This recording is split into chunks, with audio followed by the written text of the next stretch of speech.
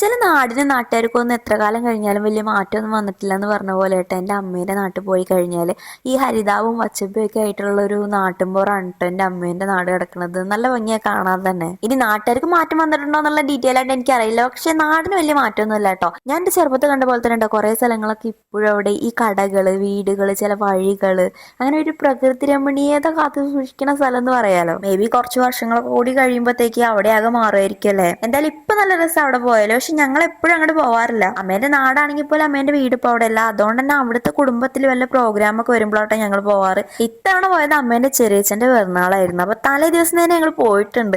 പിറ്റേ ദിവസം മോർണിംഗ് ഞങ്ങൾ അവിടെ അടുത്തൊരു പുഴ ഉണ്ട്, അവിടെയൊക്കെ പോയി കുളിച്ചിരുന്നു കേട്ടോ. പക്ഷെ പുഴേന്റെ ഭാഗത്തേക്ക് ഫോൺ കൊണ്ടുള്ള പേടിയും കൊണ്ട് ഞാൻ വീഡിയോ ഒന്നും എടുത്തില്ല. പിന്നെ എന്തായാലും പോയതല്ലേ എന്ന് വെച്ചിട്ട് അമ്മേന്റെ അവിടെ അടുത്തുള്ള കുറെ കുടുംബക്കാരെ വീട്ടിലൊക്കെ പോയിരുന്നു കേട്ടോ. അങ്ങനെ എല്ലായിടത്തും കൂടെ ഒക്കെ ഒന്ന് പോയി ബർത്ത്ഡേ ഒക്കെ കൂടി ഒരു ഈവനിങ്ങോടെ ഒക്കെ ആയിരുന്നു കേട്ടോ ഞങ്ങളെ വീട്ടിലേക്ക് തിരിച്ചു വന്നത്. ഇനിയിപ്പോ അവരുടെ കുടുംബത്തിൽ നെക്സ്റ്റ് വരുന്ന കല്യാണം വരണേ ഇങ്ങനെ എല്ലാരും കൂടി ഒന്ന് അവിടെ പോവാന്.